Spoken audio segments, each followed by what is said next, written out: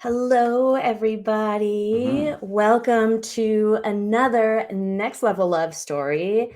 We are super excited today to have the beautiful and amazing Marcia Nathai-Balkissoon here to share her story of Next Level Love through a really unique,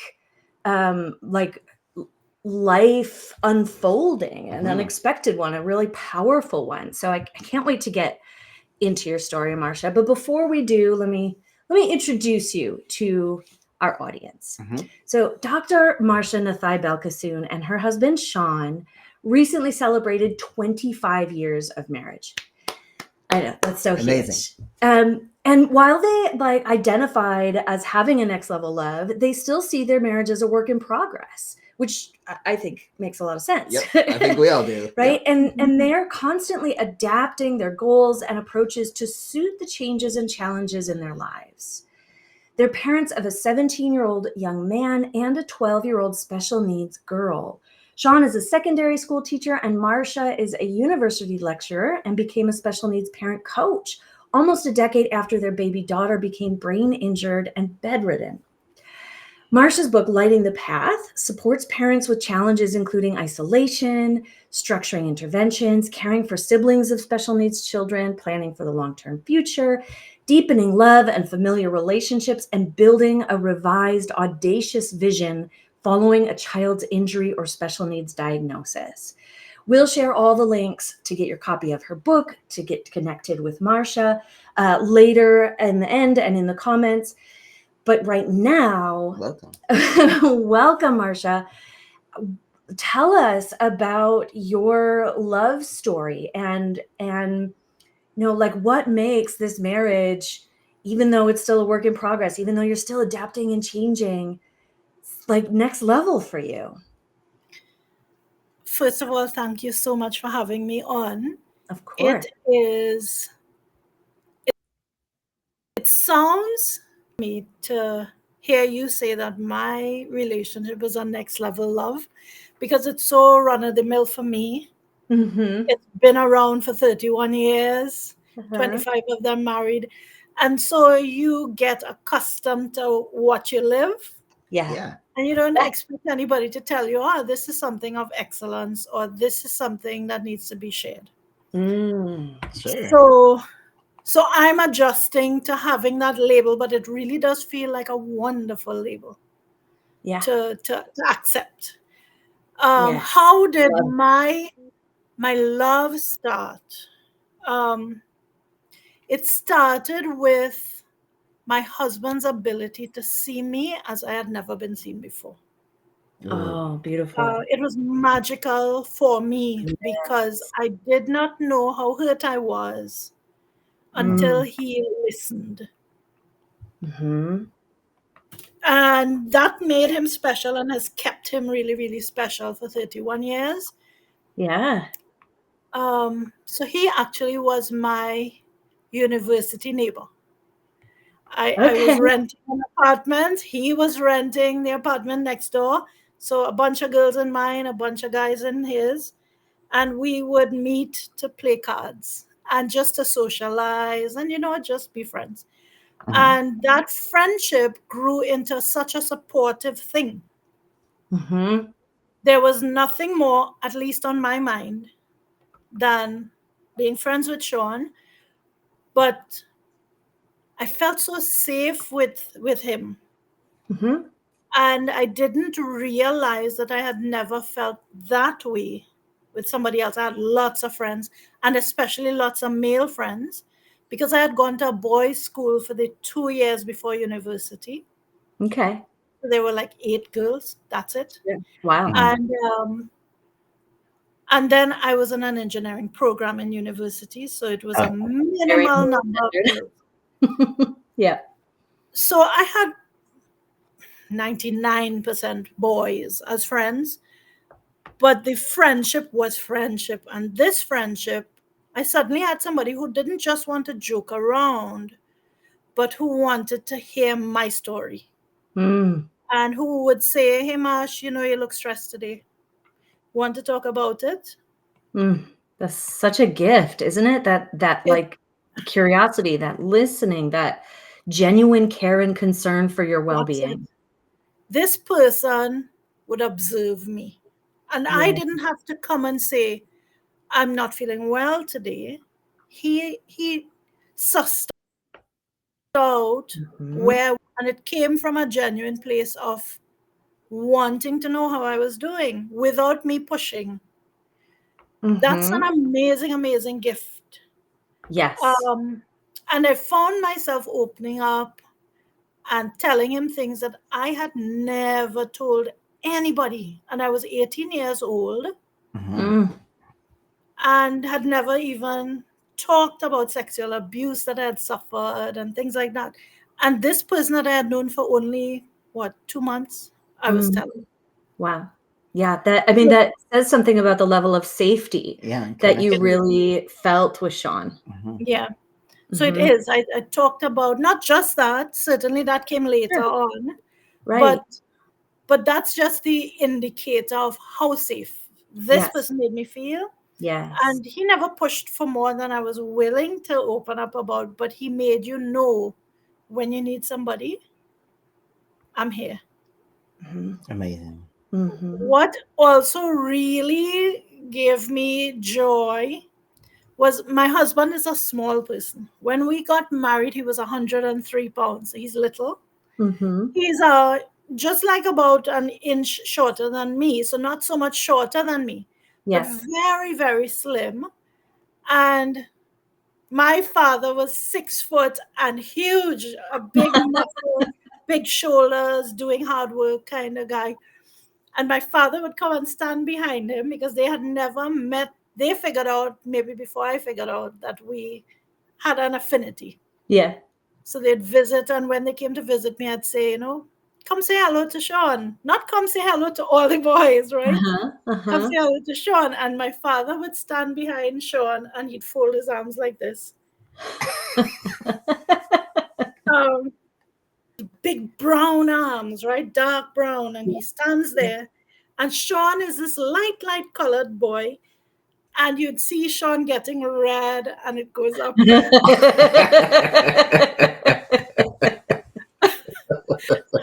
And I would be rolling with laughter because my father had the same mischief gene that I have.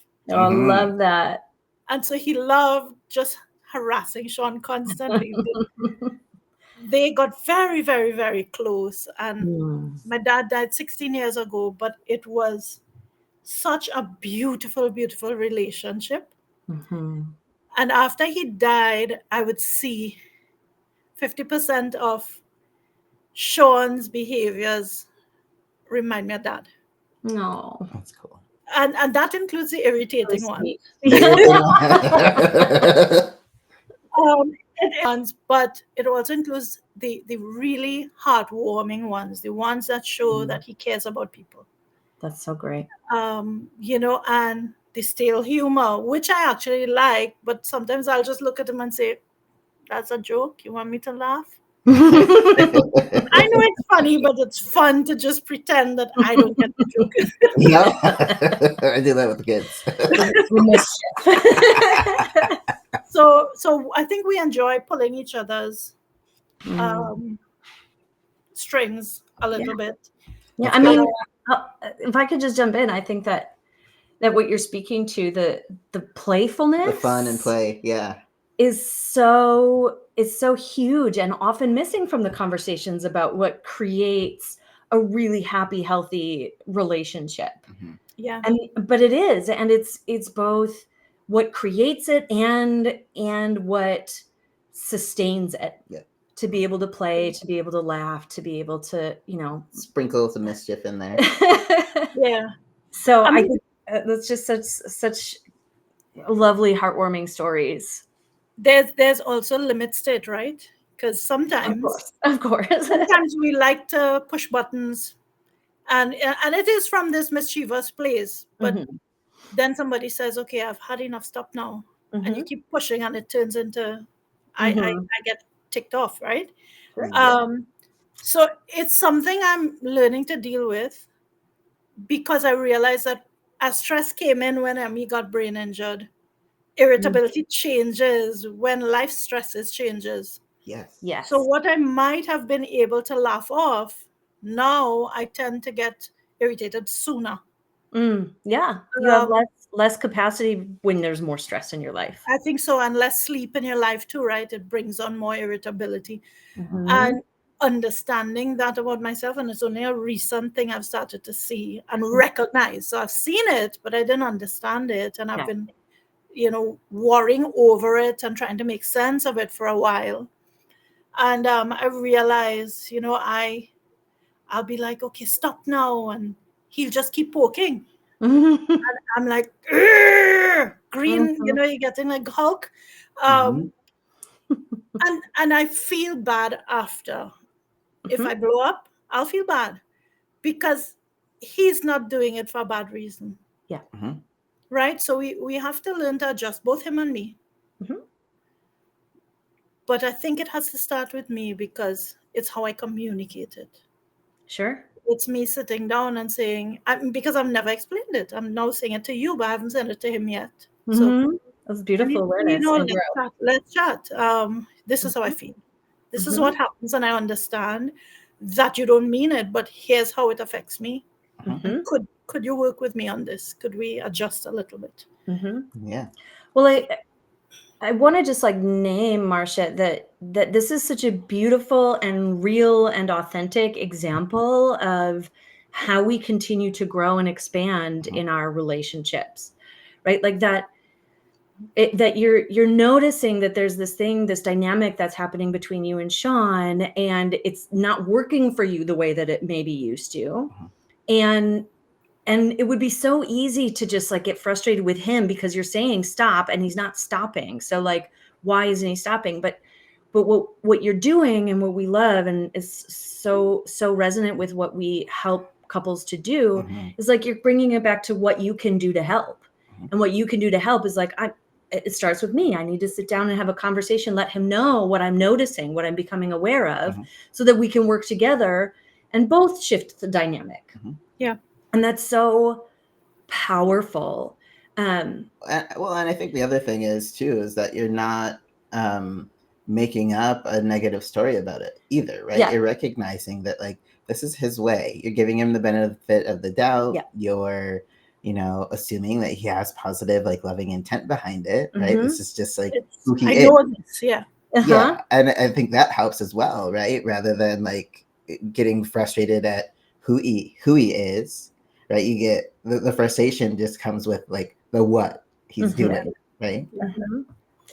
And I think your story of life, you mentioned just briefly that your daughter got brain damage when she was just a baby, right? And that changed dynamics for you.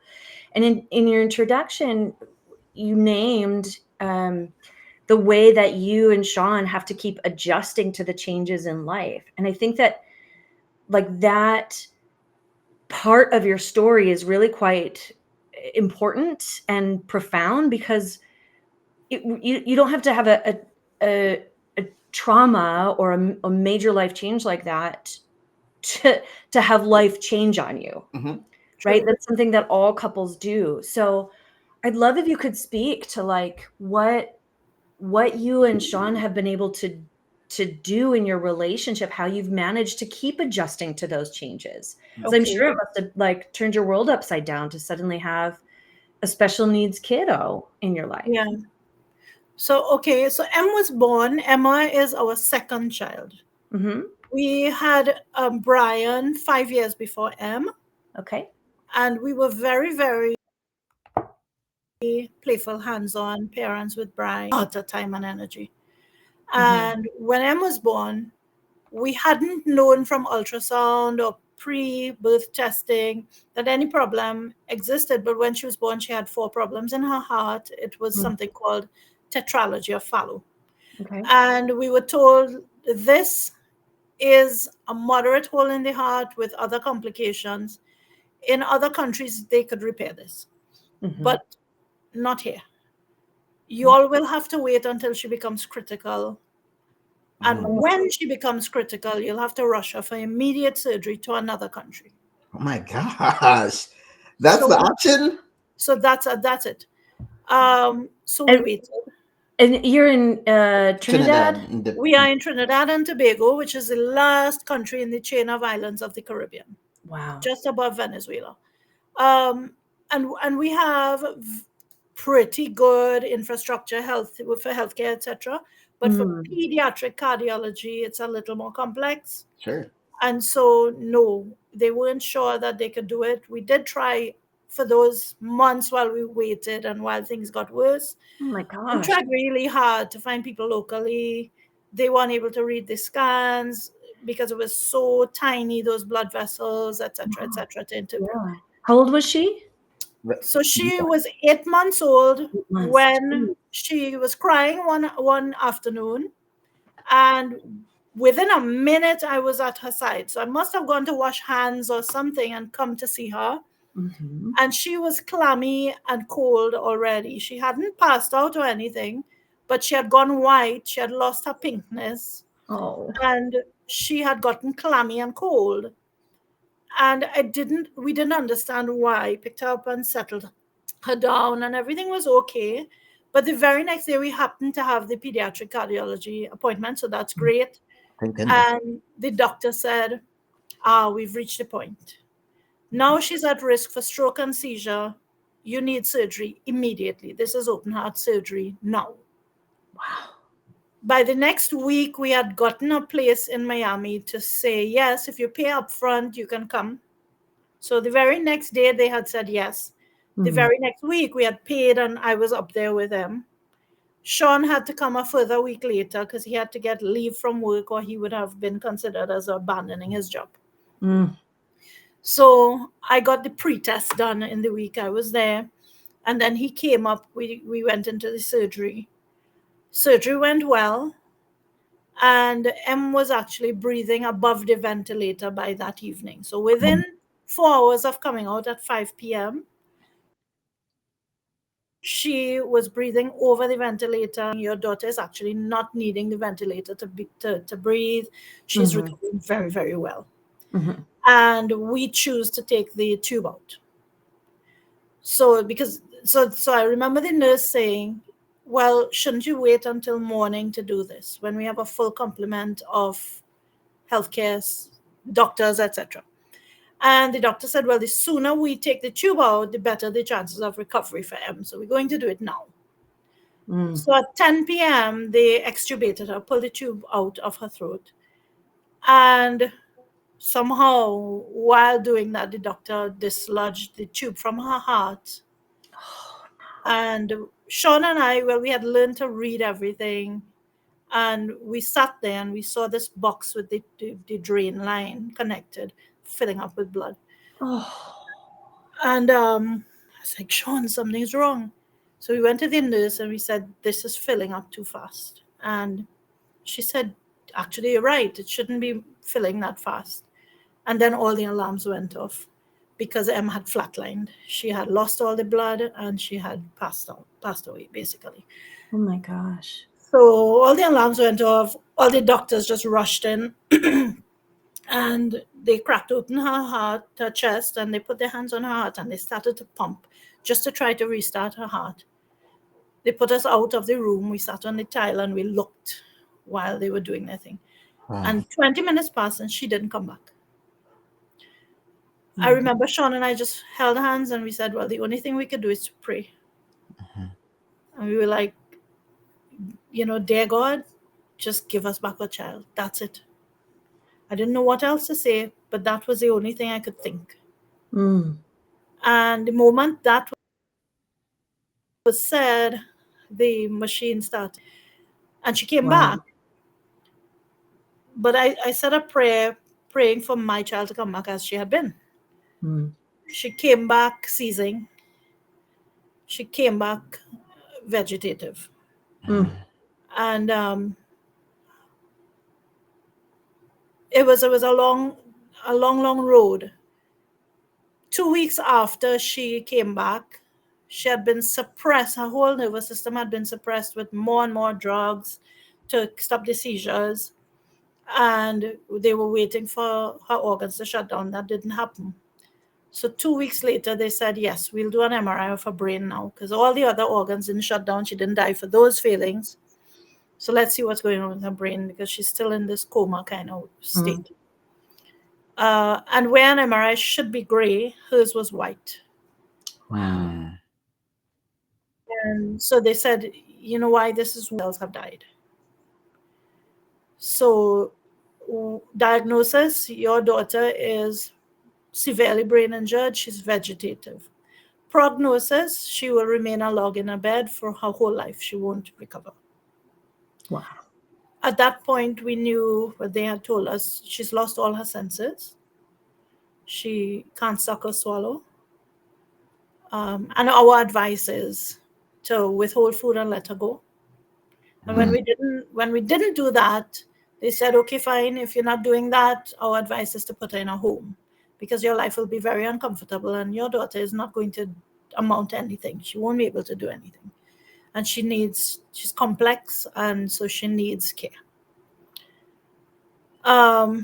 It doesn't help that we were in jeans and jerseys and rubber slippers. We didn't look very smart. And so they must have thought, y'all can't handle it, so let somebody handle it in a home. Yeah? Sure. Mm-hmm. Us, it wasn't about technical competence only. Also, we knew we were pretty smart people, so we could learn. I didn't have the knowledge, he didn't have it, but we could learn. Desire was there. Mm-hmm. But the most important thing wasn't technical competence, it was love and it was hope. And those two things we had in spades. Yeah.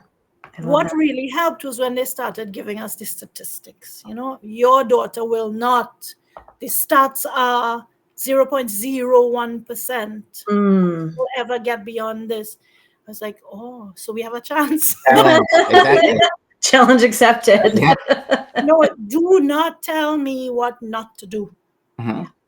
I'm a Taurus person for a reason. Really, that this child who cannot help herself is to be thrown in a dumpster in a way. Right? This is my child, and she came back for a reason. She came back because I asked her to come back. I asked for her to come back. And that was the change to our relationship too, because just getting to that point about 7 years before we had been married. No, 7 and 5. So for several years, Sean and I had talked about divorce. Wow. We were butting heads. We were pressures of work and pressures of everything else. They conspire to not give you time. Yes. They conspire to change you into somebody else, which is normal and right. You don't stay the same person you were in your early 20s. You just... So we had evolved, but we hadn't evolved in the same direction, because I was an engineer in industry, and I was being exposed to different pressures and different personalities and different demands. And he was a teacher, and he was being exposed to different things. And so we started to grow into different personalities and different priorities. Wow. Some values were the same, but we didn't have time to sit and see our similarities anymore. Because I was coming home sometimes 2, 3 in the morning and going back out to start at 8. Wow. And when I came home and he said, Marsh, how was your day? I didn't want to relive the stress. Who wants to talk about it more? Sure. So basically, we just drop on the couch and watch TV. Now, we think we're spending time together, but I have not talked to you and you have not talked to me. So I don't get any closer to you. We physically hips touching on the sofa, but that's it. So, but we didn't see all of that. All we felt was the growing distance.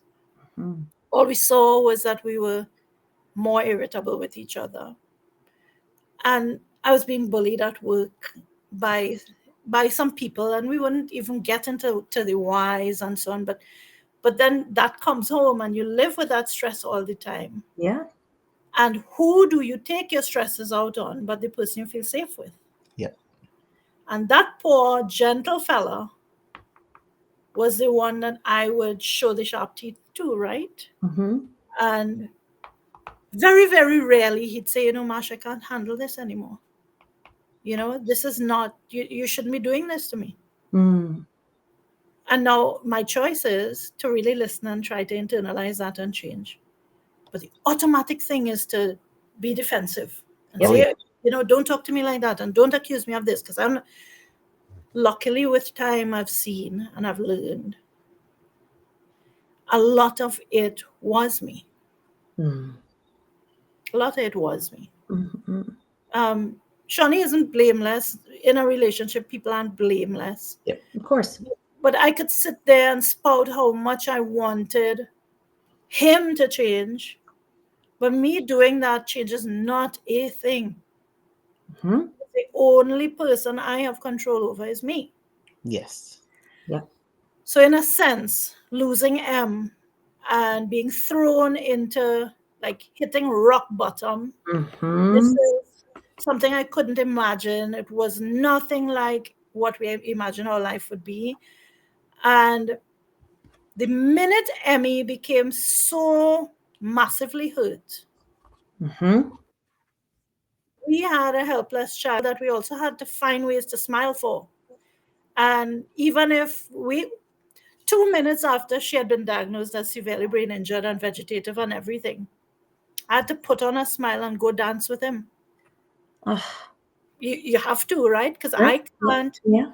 My husband was crying in the corner because they had told him alone. Mm. Oh. And then I came up and he had to tell me. Mm. And I had Mm-hmm. to listen and then turn around and play nursery rhymes and go laugh and dance and buy donuts for my son.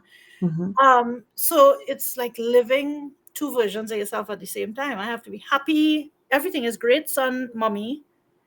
And then I have to be the researcher and the planner and the doer, right? Mm. And Sean was step by step beside me, always on the same page. It wasn't that we had to plan it together. Mm-hmm. We thought the same, we acted the same. That was the magic of it. And all of a sudden, it is 2012 that happened. So this is now 12 years ago. We've never said the word divorce since then. Wow. Because we have a shared goal. Yeah. Because all of a sudden, our shared values became the thing that the light shone on. Mm-hmm. All the differences disappeared. Mm-hmm. Nothing else was important. Yeah. And I think if you ask me, why do I think ours is our next level relationship, it's that. Mm-hmm. That when life conspired to give us the reason to pull us apart, it actually pulled us together. Yeah. So good. Ugh. What a powerful story, Marcia. And thank you so much for sharing that with us. It's so inspiring as to like what we can really get through together when you come into partnership, right? When you have that shared goal, those shared values, you're like set the commitment and the determination to achieve something, right? Have this shared vision for your life. And I think that's like that's a really key piece of creating a love that can last, because as your story showcases, it can be really easy in our lives, especially when both partners are like working and living such different experiences, to just pull apart and just be like, this is my life and you have this experience, and we're not sharing anything, and we don't really have time to actually share something.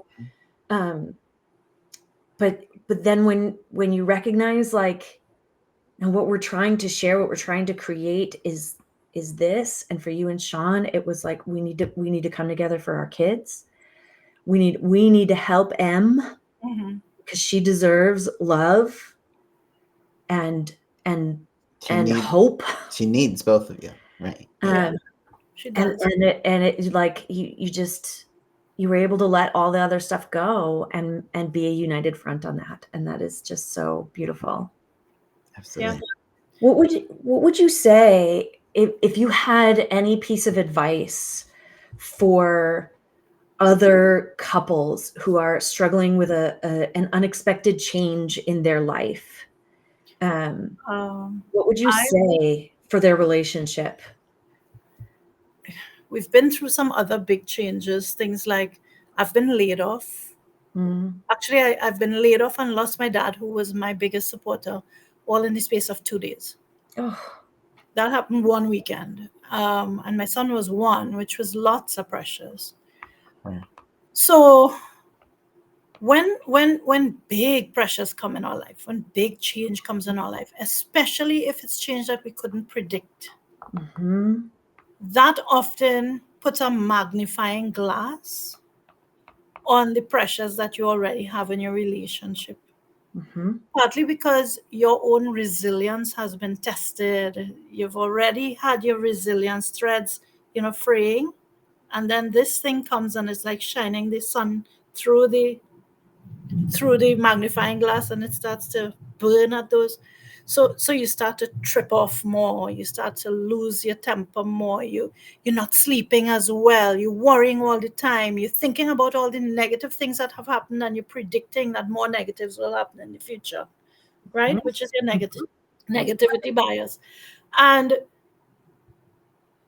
it really is that you are becoming the doomsday predictor in your life, and you are setting up Mm. the dominoes for you to fall, for Mm. your relationship to fail. But you don't see that. You don't see that because you're human and you're flawed. Um, but sometimes, and what that did for me is it started to make me extra sensitive to people stepping on my toes, Mm-hmm. right? And it will be many people, but especially these people who are closest to you, that you're surrounded by, Mhm. will be stepping on your toes more often, totally unaware that they're doing anything because they're just living their life. Sure. And what I've realized is personality changes. Personality differences. So Sean is a very nurturing, gentle guy. Mm-hmm. And I have the tendency to be, I've trained myself differently, but I am a type A person. Mm-hmm. I'm like, give me those goals. Let me set them up. And I'm going to work to do it, right? Mm-hmm. And I'm so task oriented that I forget about the people. Sure. And we are extremely different people if I let myself fall into that rut. Mm-hmm. If I forget about being kind and slowing down, I will plan and I will do. And I will walk all over you to get it done. And I Mm-hmm. won't see you. And it's not because I'm unkind, but it's because I focus on something else. And I Sure. had to start realizing, okay, Marsh, let's look at personalities here. Let's look at gender roles here. Because Sean fell into the feminine gender role, Mm-hmm. and I fell into the masculine gender role. And in my culture, that's something that would be frowned on. Sure. That brought additional stress on our relationship Mm-hmm. because we had people outside the relationship Oh, God. I bet. calling in to say, Everybody has their opinion. what I didn't know is Sean's mom for years and years, and up to now she asks sometimes. Although I lucked out and she's a wonderful mother-in-law, I really lucked out. Mm-hmm. But she would call him and he wouldn't tell me. And she'd say, what did Marcia make for dinner for you today? Mm-hmm. Had he told me, I would have tripped right off. And I'd have said, oh, so you got home at 3 p.m. I got home at 8 p.m. And what did Marcia make for you? Right? Mm-hmm. Sure. Um, so being a wise man, the man never told me that this happened day after day for years, right? But the facts are that, and he didn't cook, but you know what he did? I would come home, say 6 p.m. on a typical day after having been bullied in that particular job. And I, in that job, never showed them how stressed I was. I Mm. would crack jokes to that bully and I would fake it because I refused to let him know how he was affecting me. But by the time I got home, Sure. Sean would run downstairs and open the gate and he'd let me drive in. He'd know I was stressed. And I'd drive in, right? And then he'd say, Marsh, how was your day? And I'd start to cry. There's my safe person, right? Yeah. He says, tell me what's wrong. Tell me what happened. And I said, I can't talk to you. But I'd walk upstairs and a hot cup of tea would be waiting every single evening. Wow. That cup of tea meant love to me. Yeah. I value Sean. If I had to choose the one thing that I know proves that Sean loves me, it's that cup of tea. The smallest thing that your spouse, your partner does for you, do not be blinded. Yes. So that's my advice. My advice is don't let the big chaos blind you, put blinkers on you, so that all you see, the stability comes back into our life with the small actions that we take. Absolutely. And that small action can be starting back to give a peck on the cheek before he leaves in the morning or you leave in the morning. Cracking a little joke, making the effort to laugh at their not so funny joke. Making the cup of tea. You don't have time to cook all the time, but maybe you have time to make a special breakfast once on a weekend. Yeah. That's mine. My husband loves it because I make what we had on our honeymoon breakfast. Oh. And it's not hard. It's just stuffed omelets and stuff. But he had never had that before. And so our honeymoon breakfast was special to him. And it's everyday stuff. But it immediately takes us to as connected as we could be. And now my son and my husband look forward to that weekend breakfast because I bring it to them and there's the tea and there's the omelette and there's the whatever else on the plate. And it really is, I'm not feeding you food, I'm feeding you love. Yeah. So how can we sprinkle a little bit of evidence that I care? And that is by finding out love languages. Oh yeah. Yeah, that love languages. If whoever's listening hasn't heard of love languages yet, I highly recommend that you check them out. Take the quiz. Gary Chapman just do the 5 love languages quiz. Yeah. But it's when we actually talk to couples about love languages, Marcia, we add this additional piece that often gets missing, and it's one that you're really speaking to, which is that love languages isn't just about learning how to speak your partner's love language, right? And showing them love in ways that they can receive, which is great, or letting your partner know how you like to be loved so that they can love you in the ways you like to receive. That's all very important. And when in our work, which really focuses on what we can do as partners, how we can be part of the solution, how we can be part of creating the love that we want, which you're speaking to so beautifully. A piece that's not often talked about is allowing your partner's expression of love to count, paying attention to those, noticing those, right? Even if it's not in your love language. Especially when it's not in your love language, Yeah. right? And that's, there's two sides to this coin of your advice of it's all the little things. So it's how can I do these little things? How can I sprinkle the evidence for my partner, especially when there's these big chaotic changes and unexpected things happening? How can I shift to make sure that I am showing them evidence of my love? And also, how can I shift my attention away from all of what's not working, all of what's hard, all of what I feel powerless around, and look for the evidence of how they're showing me love. Look for the evidence that we got this, what's good, how they show up for me. Yeah.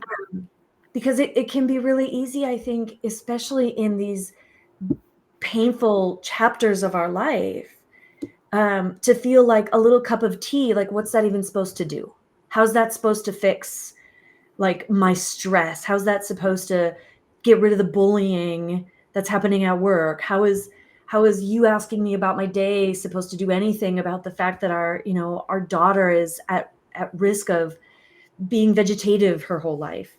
But like that's a choice, right? That's a belief and a mindset of like, this means love.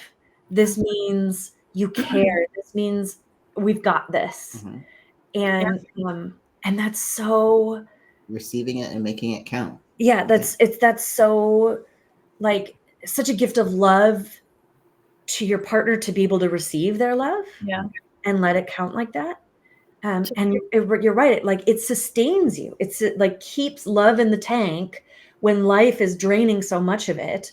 All those little tiny deposits like keep you all afloat and keep you stabilized, as you said. I love that. Yeah, I feel like the little things, that cup of tea is for me. It's existed long before we had the hard times. And he's saying with a cup of tea in the morning, sometimes I'm still in the bed and he walks in and he says, here's a cup of tea. And, I'm not stressed yet, but somebody has gone and made tea for me before I even get off the bed. And it says, I always was here and I still am. Yeah. I always was in touch with what you love. Tea is my love language. I'm angry, I'm tired, I'm everything. Tea is how I celebrate. Tea is how I cry. Oh, I love that. And he knows it. It really matters that all the big things, we don't get so blinkered that we only see the big things. Yeah. And we blind ourselves to the small, because the small things can be evidence of things getting better. Yeah. I can list, and because I'm this planner and analyzer, I tend to have a to-do list that's 15 pages long. I've planned for the next 5 years. I have contingencies for everything. And then this thing that happened with M, you couldn't have contingency plans for. You didn't even plan that it could happen. And then I realized, okay, Marsh, you cannot plan everything in your life. You cannot predict everything in your life. And actually, you're wasting valuable time going to the extremes you're going to. Because these things are your buffer. I'm hiding in those things because I'm afraid to live life because it's painful. It's painful to live this life. Yeah. And unpredictable. Yeah. So, the more I have to face what's going on with them, the more it broke my heart. But after a while, I cried through it, and then I was able to say, okay, good. I see the happy too. I see the transcendent too. This beautiful child is still here. And we get so much from her because of her. What surprised me was one day I realized I'm happier now than I ever was before M got hurt. Wow. And that threw me for a loop, because every rule I had said that a successful life, a happy life, would look a certain way. Having a brain injured daughter and such a broken version of life didn't sound like it could go with that statement of I'm happier than my family is. My family's more whole than it ever was with this brokenness. But it's because I've started to see the gifts. Yes. Yes. And I think that's another part that I would say to people, at least I don't think you're ever going to find a perfect relationship. I'm flawed, he's flawed. And then circumstances conspire to make everything else confusing too. Yes. And then you have kids, which you can't predict, right? Yep. So saying, you know what? I don't have to be in control of it all. Can I see the gift? Can I start my day in the morning? And we've all heard about a gratitude journal. Yeah. But honestly, when I started, as I open my eyes, I tell myself, wow, I'm hearing the birds. And that's a big one for me. Mm. I have a Me Francis too. Hardy tree outside my bedroom window, and there are birds in there, and I hear them sing, and immediately I'm like, these birds don't have insurance, and these birds don't have a grocery bill, and they don't have all the things that I worry that I must have for security. Right. And yet they are singing because they know their needs will be taken care of. Stop worrying, Marsh. Be Beautiful. grateful, because I feel so taken care of in those moments. And I actually have a visual, because I grew up a Presbyterian child, Mm. and there was a song that said basically, God sees the little sparrow, and he loves you too, like the sparrow. He'll hold you in his hand, and he'll provide for you. And so hearing the birds just reminds me, listen, Marsh, you're held. And sometimes I say God, sometimes I say universe. It really doesn't matter to me. Yeah. But you are divinely held, and the universe is conspiring to provide for you. Mm. Yes. Oh, Always. I Love that. receive that. Yeah. Thank you. Gosh, there's just like so much power and beauty in everything that you have shared, Marcia. Mhm. And like what a gift your story is to us to hear, like the things that I find myself remembering, the truths that I'm remembering about like what this is, what this life is, what this journey is, and what it takes to do this crazy ass thing called life Mhm. together with another person, especially when they're really different from you. Mhm.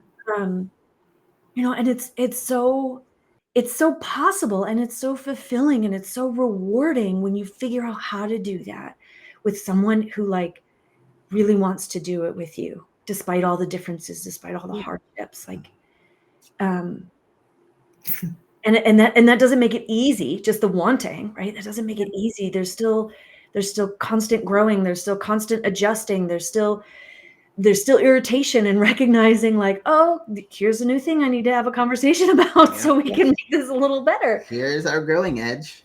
Yeah. Like, and we have that too. And I think that's one of the reasons that we were so excited for you to share your story. Aside from it just being so powerful and inspiring, Mhm.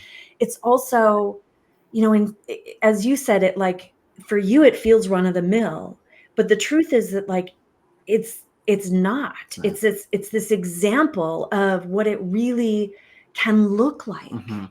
and how you personally stepped into your own growth and determination, and like and awareness Yeah, and and accountability. accountability, We um got that one. to, to make it, like you decided, Mhm. Yeah. and then you did your part, and it has made all the difference in the world to not just your happiness and well-being, but your whole freaking family. Yeah. Yeah. And so I want to share with people how they can learn more about you, how they can work with you, how they can benefit more from your life experiences. And before I do, can you just give a little quick update? Because I know that if I didn't know already, I would be dying to know. How is M? Oh, M is the light of our life. I Her brother went to Dominica, a Caribbean country, to do some hiking this weekend, Mm. and he lay down beside her, and he hugged her up, and he kissed her a million times before she is how we start our day. She's how we end our day. Um, she is, and I always say it, she's the best teacher I've ever had. That child lives in joy. Mm. She never doubts that she is enough just as she is. She does not see what she is not. She knows Ah. that what she is all that she needs. And I took years to learn that from her. Mm. I took years to learn that yes, you could be going through pain, but you can still wake up in joy and live in joy. That's And amazing. and that's why, when I named the book Lighting the Path, it was about that. It was about saying, hey, we're walking in darkness here. We're finding our way, Mm-hmm. stubbing our toe, making our way through to find our way out. And Mm-hmm. then when we need help, we Mm-hmm. don't forget that there's somebody else one step behind us Mm-hmm. to reach our hand back to. And we don't forget there's some who already knows what the next step should be. Yeah. That's the power of community. That's the power of sharing. That's the power of believing. And when Calvin said accountability, it really mattered to me because I learned accountability, and it's accountability to self, not somebody coming to point at me and say you failed. Right. Yes. That's not accountability. Oh, Exactly. that's such a key distinction. Yes. The thing that, and kindness to self, since we're talking self-compassion, and self-accountability, we have a duty to live our best life. Yeah. Even if I'm crying every day, I still have to find a way to live my best life in a moment, find joy, find fulfillment today in the middle of the mess. I'm writing that down because I don't want to forget that we have a duty to live our best life. Yes. That's what I learned from M. I learned to love myself. I learned that I have always been enough.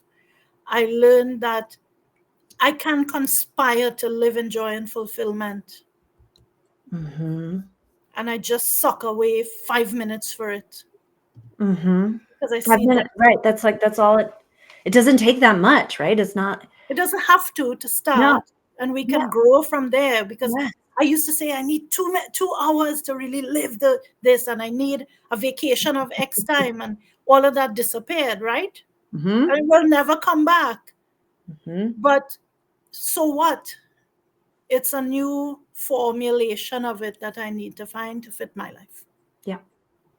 I love it. I wish I could bring M on, but I think I gave you a picture with me and M and my family. We will make Because sure to me, you know, that curated photo, the headshot, it's pretty.